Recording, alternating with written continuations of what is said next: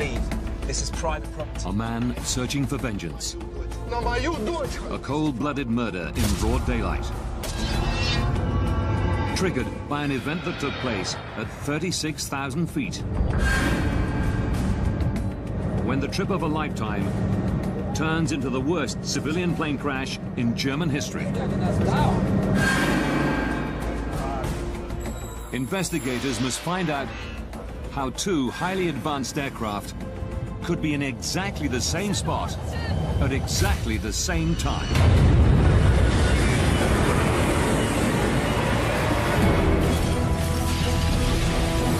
Disasters don't just happen. They're triggered by a chain of critical events. Unravel the fateful decisions in those final seconds from disaster.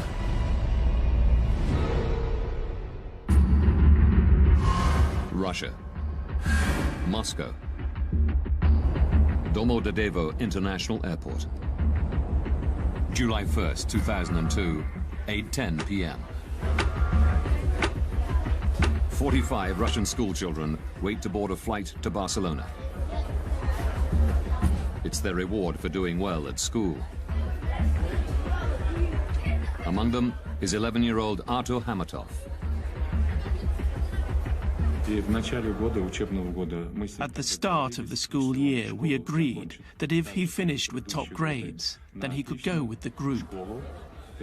When I came back from work one evening, he came up to me and showed me his school report card and said, "Dad, look, I kept my word."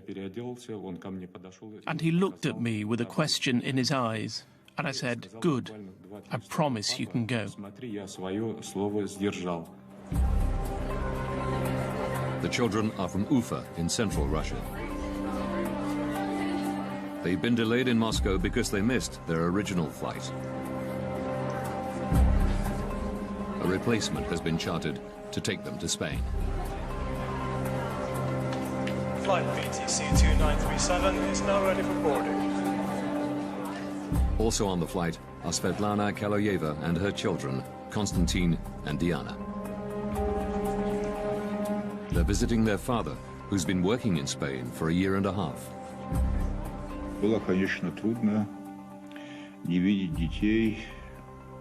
I spoke to them on the phone every day, which made my stay easier.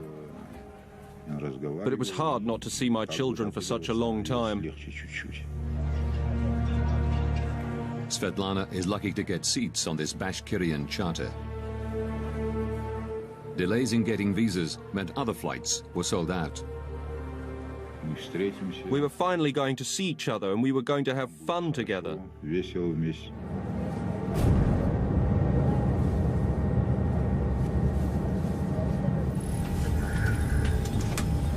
The crew complete final preparations. Дамы и господа, вас приветствует капитан корабля. Добро пожаловать на борт башкирских авиалиний.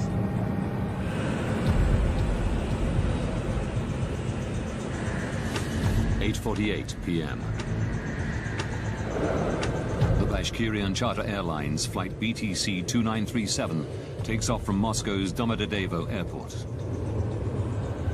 Distance to Barcelona, 3,000 kilometers. Estimated flight time, 4 hours, 20 minutes. Switzerland. Zurich Area Control Center. 11 p.m. 35-year-old Danish-born air traffic controller Peter Nielsen is working the night shift. He and one other controller are managing a sector of airspace above eastern Switzerland and part of southwestern Germany. By day, this is one of the busiest crossroads in Europe. But at night, traffic slows down to a trickle, with only a few planes at any given time. Peter Nielsen's colleague goes on a break. Nielsen is solely responsible for all Zurich area airspace. He sets one radar for traffic passing through his sector, and the other for planes coming into land at nearby Friedrichshafen Airport. But after 11 p.m., there are no scheduled landings. Nielsen can concentrate exclusively on passing traffic.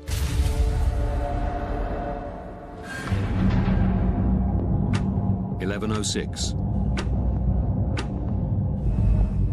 Svetlana Kaloyeva and her children, along with the other passengers on the Bashkirian charter, cruise 36,000 feet above Austria.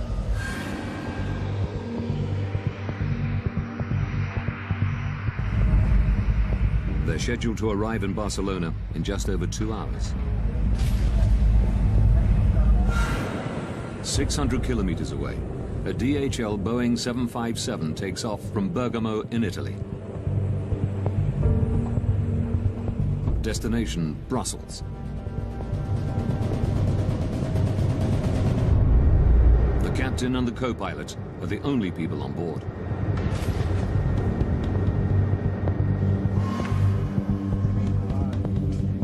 Maintenance engineers arrive in Nielsen's control room. So you will be working from the backup, okay? They've come to service the main radar.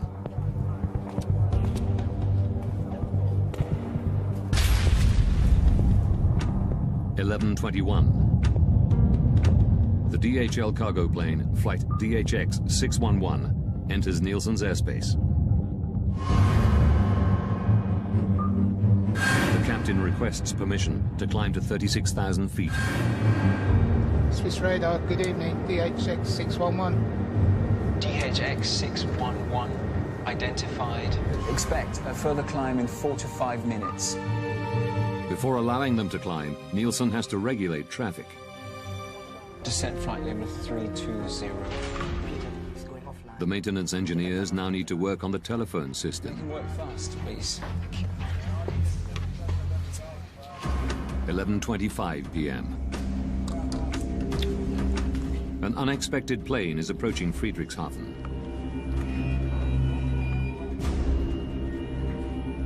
Nielsen has to switch radar stations. A delayed Airbus, flight AEF 1135, is coming in to land.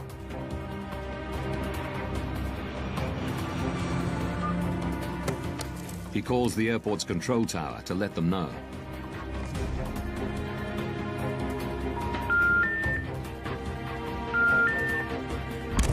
He can't get through. But he still has 10 minutes before the Airbus will land. So he moves back to the passing traffic radar. DHX 611. And gives the DHL cargo plane the go-ahead to climb to 36,000 feet. Climb flight level 360.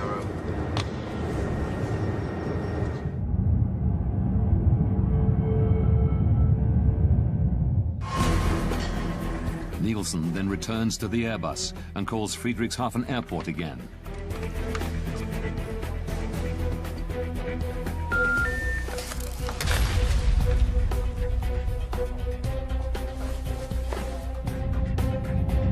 BTC 2937. The Bashkirian charter calls in as it approaches his sector. Station calling, say again? BTC 2937. Level 360. Level... But just as Nielsen acknowledges them, the Airbus contacts him. AEF 1135 is inbound. The final approach fix for ILS runway 24. I expect so. I'll call you back shortly. Nielsen calls Friedrichshafen a third time.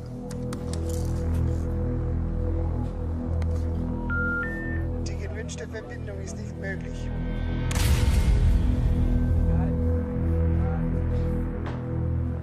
AEF 1135. He radios the Airbus and tells them to contact the airport directly. I lost my phone connection to Friedrichshafen. Could you please call them on your second set? Affirm. The DHL plane is now flying over Switzerland at 36,000 feet.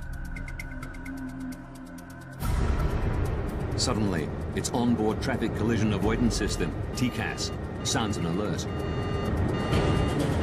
Traffic. At exactly the same time, the Bashkirian plane's TCAS system also squawks. Traffic. two planes are now 25 kilometers apart. They're flying at exactly the same altitude to exactly the same spot.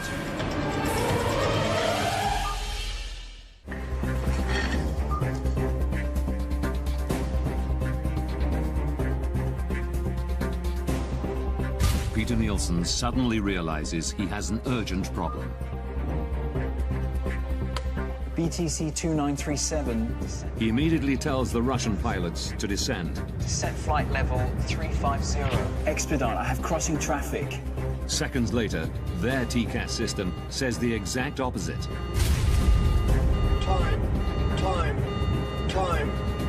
This is climb. Climb. At the same time, the DHL's TCAS tells it to descend. Descend.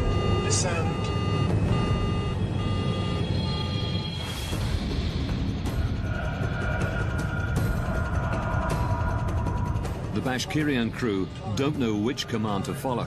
Climb. Nielsen repeats his instruction. Expedite, descent level 350, BTC 2937.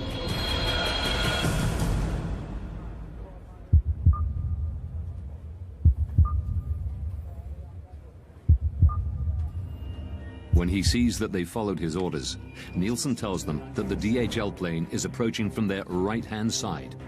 We have traffic at your 2 o'clock position, now at 360. He switches back to the Airbus.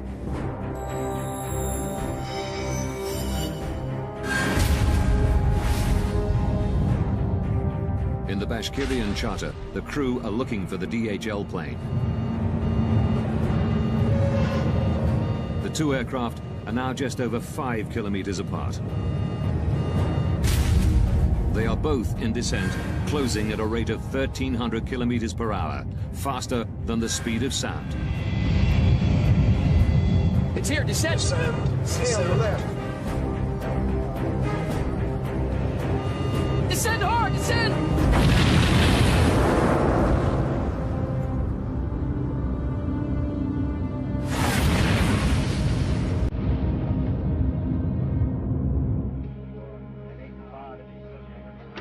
(11:35 p.m.)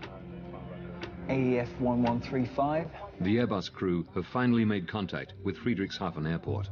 Can we go, Friedrichshafen? Nielsen can now hand over the plane. Affirm, bye-bye.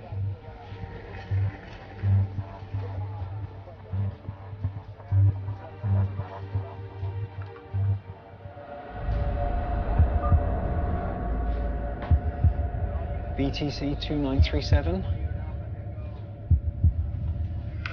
BTC 2937.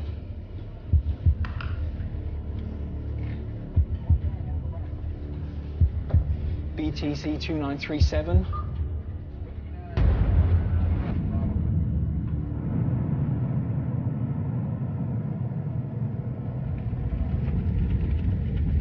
Burning wreckage falls from the sky near Überlingen, Germany.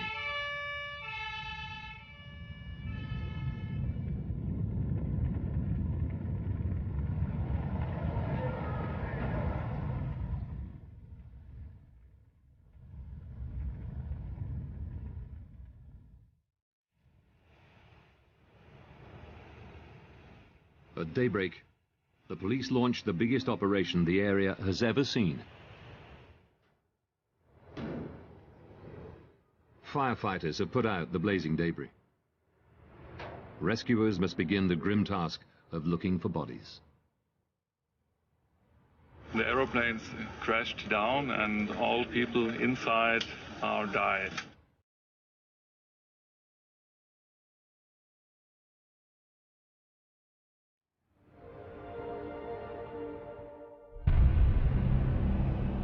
Within days, the victims' families arrive at the scene. Among them is Zulfat Hamatov, father of 11-year-old Artur.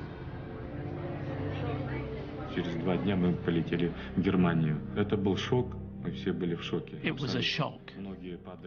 Many parents were fainting when we saw the broken plane wings, the broken tail. Разъютый хвост. We still hoped that these children would run in, appear from somewhere, and probably every parent believed in some miracle. Vitaly Kaloyev flies in from Barcelona, holding out for news that his wife and children were not on the flight. One has to be certain. Maybe it was not my aircraft that crashed. Maybe something else had happened. Who can know without proof? Investigators confirm his worst fears. 71 people on board the two planes are now confirmed dead. It is the worst civilian aircraft accident that Germany has ever seen. In an industry protected by multiple and highly advanced safety systems, how could this happen? Now, by rewinding the events of that day, and by going deep into the investigation, Traffic. we can reveal the calamitous chain of events that brought two planes to exactly the same spot at exactly the same time. Investigators from the BFU, Germany's Federal Bureau of Aircraft Accident Investigation, are called to the scene. Jens Friedemann is put in charge of the crash site. Die Untersuchung eines Flugunfalls. The investigation of an air accident is like a forensic investigation, a crime scene. One wants to establish the facts. An crime scene.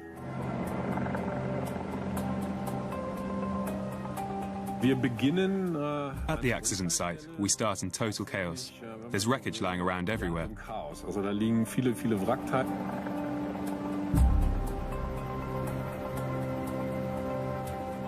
Friedemann can take nothing for granted. Not even that the two planes collided. Two aircraft were in the air. Whether they had collided or just flown past each other too close and lost control, or something like that, we just didn't know. Without the black boxes, Friedemann must try to work out what happened by examining the shattered fragments of wreckage. Key pieces are brought to a specialized storage facility in northern Germany.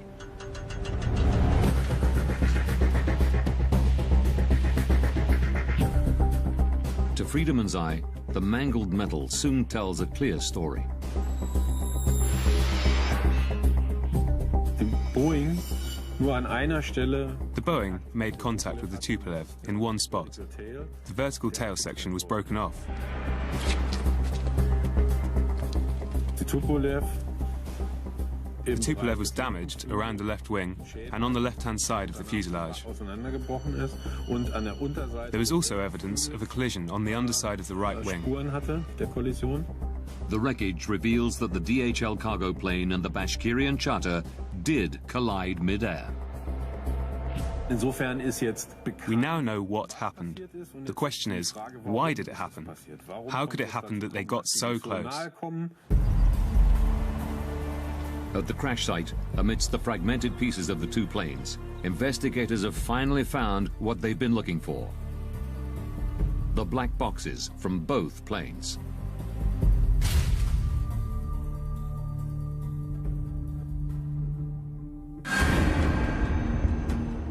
This was very important for us as accident investigators. The BFU's Johann Reuss joins the investigation. It is his job to analyze the contents of the recorders. The cockpit voice recorders help us understand what happened in the cockpit, how the pilots reach their decisions. Reuss begins by examining the pilot's traffic collision avoidance system, TCAS.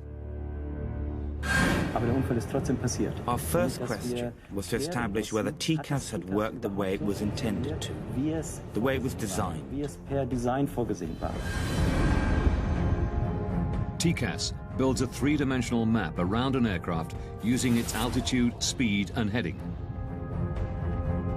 All planes fitted with TCAS constantly transmit this information to each other. If planes get too close to one another, TCAS warns the pilots. Traffic, traffic. And if necessary, gives them what is called a resolution advisory. Descend, descend. Examining the black box, Royce quickly establishes that the system had worked the way it was supposed to. Traffic, traffic. Before the collision, both TCAS systems generated and displayed a resolution advisory. The Russian Tupolev was instructed to climb, and the DHL Boeing to descend. If the aircraft had followed these instructions, there would have been no collision. But while the pilots of the DHL plane obeyed TCAS, Descend, descend. the Russian crew did not. Climb, climb.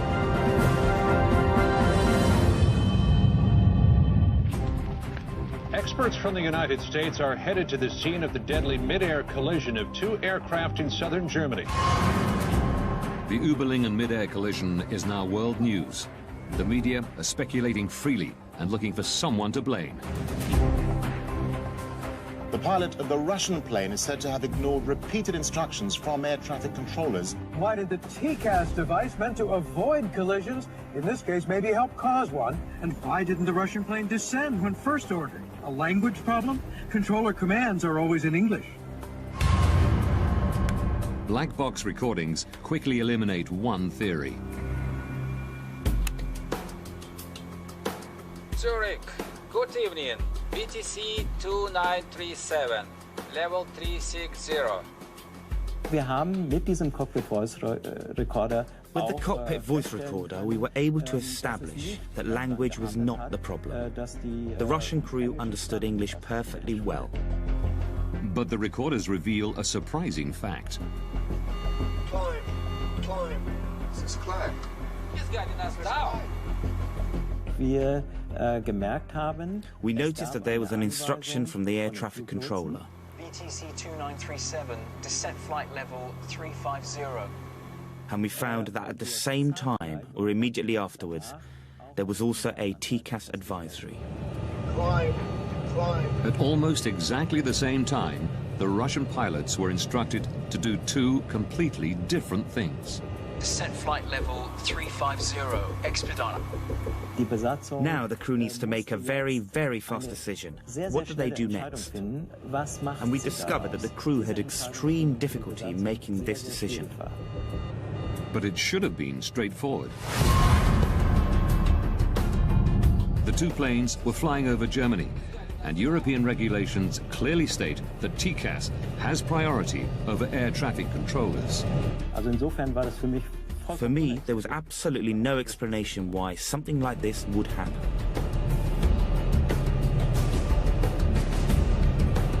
Climb, climb. Why didn't the crew use TCAS the way it could and should be used? By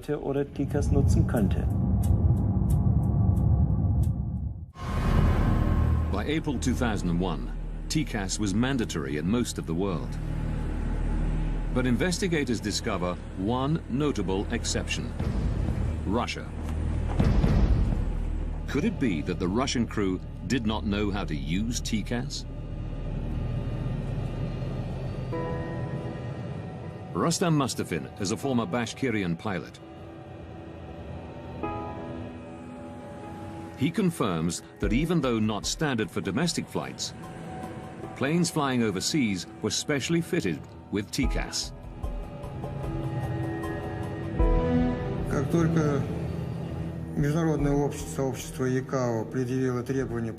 As soon as the TCAS requirement was introduced, the training school of Bashkirian Airlines ensured that our pilots were trained to use the system. Mustafin regularly flew with the pilots of flight BTC 2937. By the time of the disaster, we had acquired extensive experience using it. The crew knew how TCAS worked, but ignored its instructions. The Tupolev's flight manual, the pilot's operational Bible, reveals why. Wir haben aus diesen Handbüchern gelernt, we learned from these manuals that the orders from air traffic control always have a higher priority. Immer eine höhere Priorität haben. The operations manual at the time stated that the Air Traffic Control Command was to be given precedence over TCAS in the event of the system issuing an alert. It said that the air traffic control had the final authority. Contrary to European regulations, the Russian crew were trained to use TCAS only as an advisory system and could choose to follow the controller's instructions if they wanted. They were following TCAS regulations, but Russian style. I would have done exactly what these guys did. I would have carried out the air traffic control command. Suddenly, we were able to understand why the crew acted the way they did. Investigators have discovered why both planes were in descent. While the DHL crew had followed TCAS, the Russian pilots obeyed air traffic control. But this doesn't answer a more basic question. TCAS is meant as a system of last resort. The planes shouldn't be close enough even to trigger it in the first place. Investigators have turned their attention to the air traffic control room. A controller must advise pilots to change altitude at least 2 minutes before a potential conflict.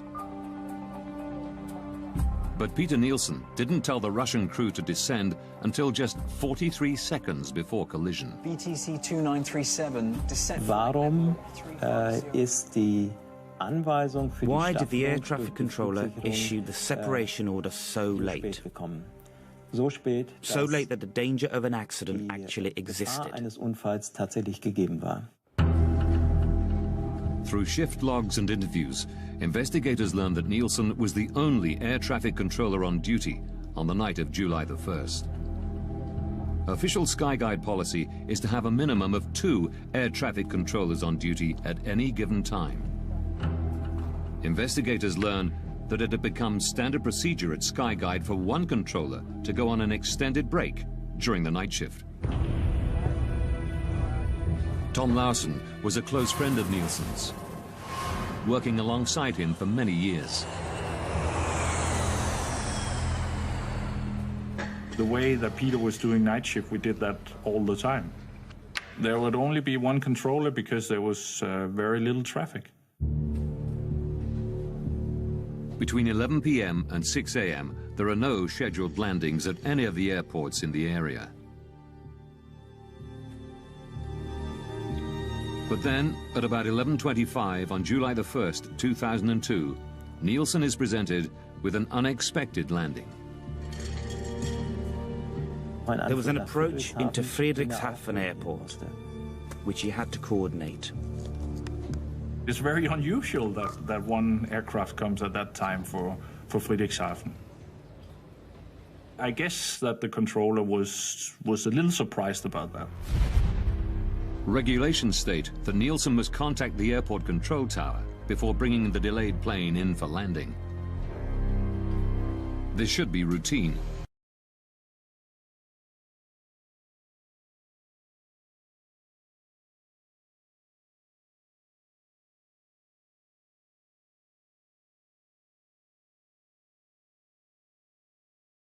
Investigators learned that because of maintenance work, Nielsen's phone system was in backup mode. Even then, the controller should be able to make a call at the push of a button. But a technical examination of the phones reveals a terrible problem.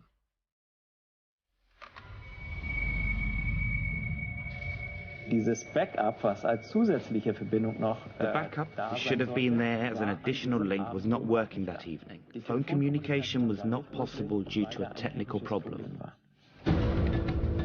Nielsen tries repeatedly to call Friedrichshafen. A routine task is suddenly taking up most of his time. Die gewünschte Verbindung ist nicht möglich. He was busier than would normally have been the case because he had no way of making phone calls. He had to look for alternate solutions. He had to look for other ways to communicate. I lost my phone connection to Friedrichshafen. Could you please call them on your second set? Preoccupied with handing over the delayed Airbus, Nielsen ignores the passing traffic. It was like 5 minutes that he was focused on that problem. So that took his vigilance away from what was going on the screen, on the radar screen. But his radar has an emergency function that should alert him of the impending danger. Short-term conflict alert, or STCA. Short-term conflict alert is another system like it's similar to TCAS, just a ground-based system that helps us on the radar if we miss a conflict. If we don't see it in time, it will give us an alarm. 2 minutes prior to a potential collision, an STCA alert should flash on both of Peter Nielsen's radar screens, along with an audio warning.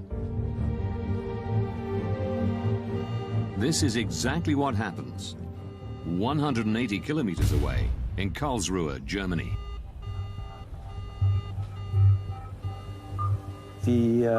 Flugsicherung in Karlsruhe. Air traffic control in Karlsruhe had detected on their radar screen that 2 aircraft were getting closer than they should have been. Records reveal that the controller in Karlsruhe tries to call Nielsen to warn him. But Zurich's faulty backup phone system means he can't get through. Aviation rules say he isn't allowed to contact planes not in his sector unless the controller in charge has lost consciousness or has left his post. The Karlsruhe ATC decides to stick to protocol and tries calling Nielsen 11 times in total, but he never gets through. BTC 2937. Records show that Nielsen's visual STCA did not go off. Royce learns that Zurich's radar was also under maintenance, meaning it too was in backup mode.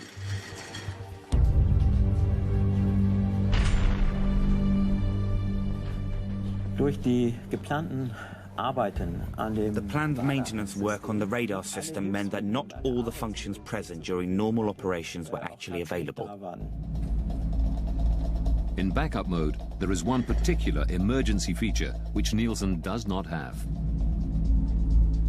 The visual STCA alarm. It's the final piece of the puzzle to explain why Nielsen didn't order the Russian plane to descend until a mere 43 seconds before collision.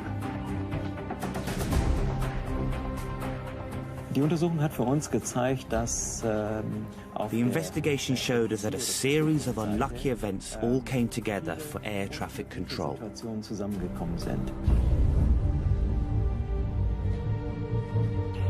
Had Nielsen heard the STCA alarm before the plane's onboard TCAS systems kicked into action, there would have been no conflict and the accident would have been avoided.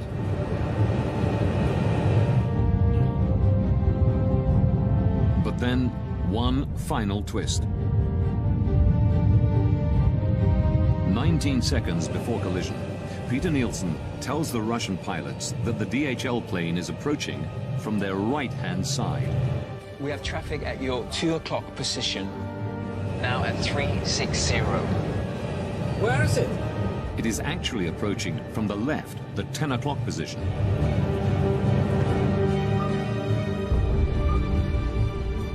The only explanation investigators can find for this mistake is stress.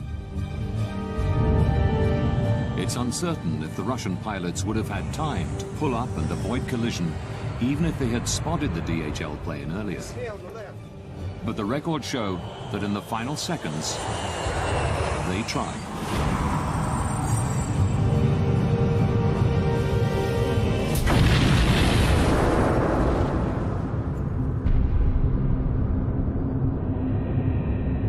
Upon impact, the Bashkirian charter breaks into 4 pieces. Without its tail fin, the DHL cargo plane spins uncontrollably to the ground.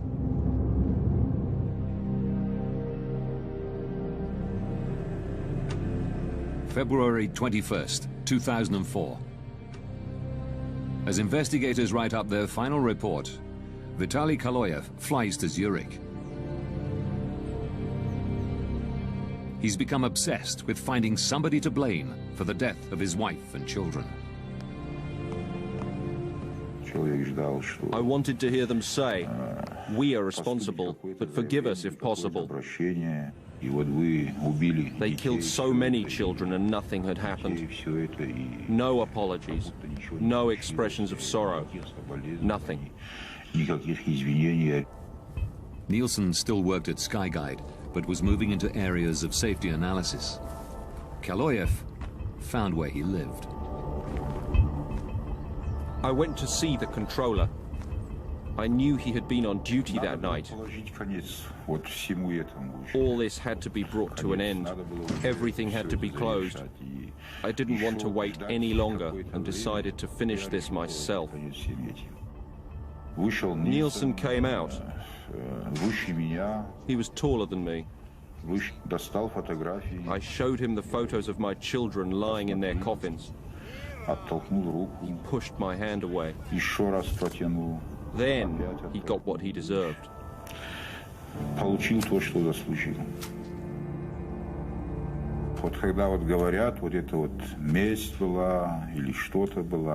You know, some say it was revenge, but revenge is something insignificant.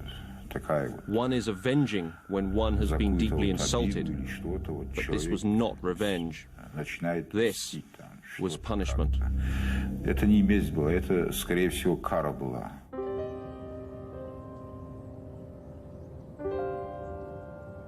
In Switzerland, a man has been arrested in connection with the killing of an air traffic controller who'd been on duty when 2 planes collided 2 years ago. Hunted down and stabbed to death in front of his family.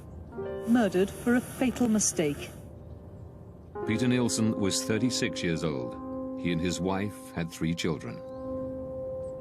After his arrest, Vitaly Kaloyev is held in a psychiatric institution, while the court decides whether he's mentally fit to stand trial. Kaloyev is convicted of premeditated killing and sentenced to 8 years in a Swiss prison. In November 2007, he's released after an appeal determines that he had acted with diminished responsibility because of the deaths of his wife and 2 children. Vitaly Kaloyev is unrepentant about his actions.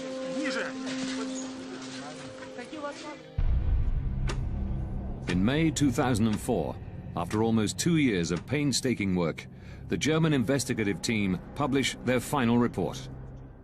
It's now possible to rewind the events of that fatal day, following the evidence uncovered during the investigation.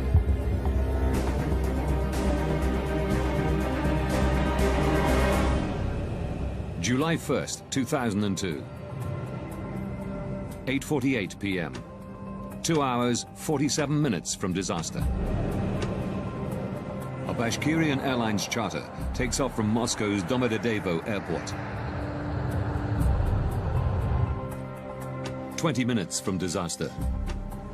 At the Zurich Area Control Center, 2 air traffic controllers are on duty. One goes on a break. Peter Nielsen is now working alone. 12 minutes, 33 seconds from disaster. A DHL cargo plane enters Nielsen's airspace and requests permission to climb to 36,000 feet. 9 minutes, 49 seconds from disaster. A delayed Airbus is coming in to land at Friedrichshafen Airport. Nielsen tries to call the airport to hand over the flight. But his phone system is in backup mode due to maintenance, and the backup system has a fault. 5 minutes, 21 seconds from disaster. The Bashkirian charter radios Nielsen. It's flying at 36,000 feet and is about to enter his airspace. Good evening, BTC 2937. 2 minutes from disaster. The Bashkirian and DHL planes are now at the same altitude, less than 44 kilometers apart, closing in on each other faster than the speed of sound. The Short-Term Conflict Alert, or STCA, should now warn Nielsen of the impending collision. But his radar is also in backup mode, so the STCA is not fully functioning. 43 seconds from disaster. Nielsen finally notices that the two planes are on a collision course. He immediately tells the Russian pilots to descend. Descent flight level 350. Seconds later, TCAS goes off in both planes. It tells the DHL pilots to descend. Descend, descend. And the Russian crew to climb. Climb. He's guiding us out. Nielsen is unaware that both planes have been issued advisories. He repeats his instructions to the Russian pilots. 2937. Descent flight level 3. Russian guidelines allow pilots to make their own decisions in such conflict situations. Here, they follow Nielsen's command. Both planes are now in descent. 19 seconds from disaster. Nielsen believes the conflict is resolved. But before signing off, he tells the Russian crew that the DHL plane is approaching from the right.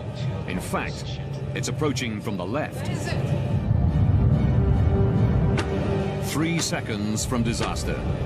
The Russian crew have spotted the DHL plane. They pull up, but it's too late. Descend hard, descend!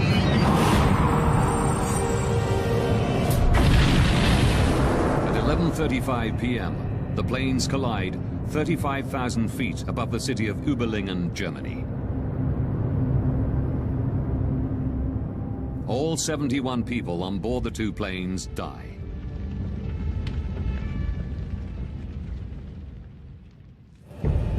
The German investigative report concluded that Peter Nielsen and the Russian pilots had made serious mistakes. But the primary cause of the accident was negligence on the part of SkyGuide. In May 2004, immediately after the BFU report is published, at a press conference in Zurich, the CEO of SkyGuide, Alain Rossier, issues a formal apology. Es sind auch bei uns Fehler gemacht worden und wir We too have made mistakes, and we most deeply regret this. We take responsibility, as outlined in the German investigation report. And we ask the families of the victims for forgiveness. In September 2007, a Swiss court finds 4 SkyGuide employees guilty of negligent homicide. 3 managers who tolerated the single controller policy are given 1-year suspended jail sentences. The project leader overseeing the maintenance work on the night of the collision is fined 13,500 Swiss francs, roughly $11,000. Following recommendations from the German investigative team, SkyGuide implements a variety of procedural changes. They now ensure there are always 2 controllers on duty, even during the quiet night shift. Nobody will ever find themselves in Peter Nielsen's position again. Investigators also recommend that international and regional TCAS regulations be standardized, along with aircraft operations manuals. TCAS must have ultimate priority over air traffic control. One cannot say with 100% certainty that this kind of event will never happen again. But we are very confident that we were able to make a significant contribution to preventing the repetition of an event like this. Don't miss extreme angling in brand new Wicked Tuna, continuing on Sunday nights at 9, only on National Geographic Channel. Seconds from Disaster is back next.